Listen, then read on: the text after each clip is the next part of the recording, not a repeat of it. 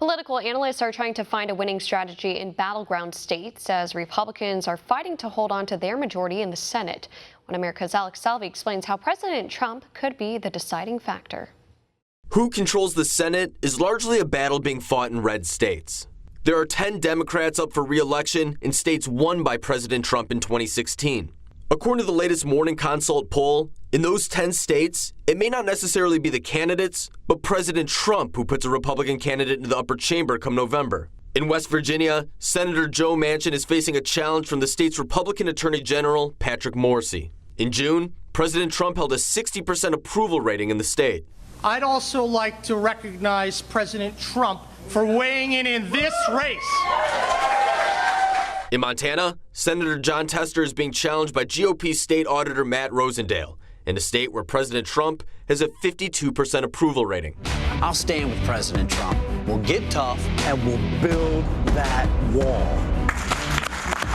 A similar situation exists in North Dakota, where Senator Heidi Heitkamp is trying to defend her seat against Republican Representative Kevin Cramer, in a state where President Trump has a 51% approval rating. And we need Kevin Cramer to replace liberal Democrat Heidi Heitkamp in the Senate.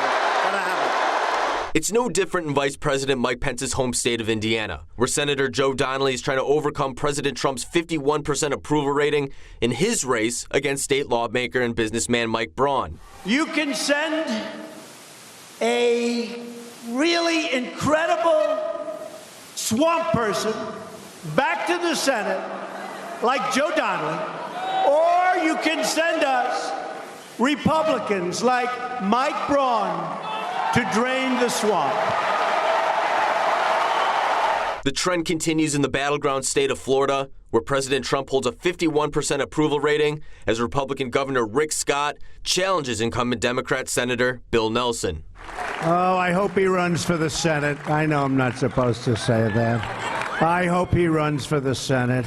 The numbers get closer in Missouri, a state President Trump overwhelmingly won, but now holds a 50% approval rating. There, Democrat Senator Claire McCaskill will likely face off against Republican challenger, the state's Attorney General, Josh Hawley. The president's been right to appoint constitutionalist judges to the bench, the Supreme Court, federal courts of appeals, and he's been right to try and roll back regulations.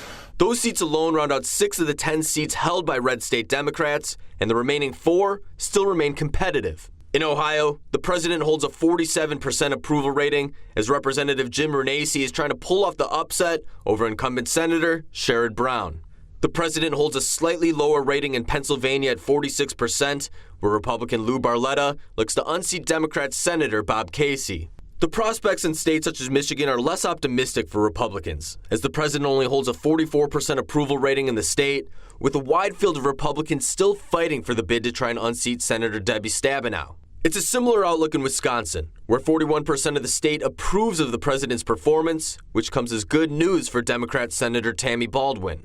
June was the best month for President Trump's approval rating since January. Republicans hope GOP candidates trying to unseat incumbent Democrats can ride off the same success President Trump did and is experiencing in those states.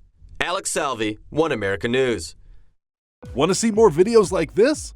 Click on the link below and subscribe to One America News on YouTube, and call your cable provider and kindly demand that One America News is added to your lineup. Call and subscribe today.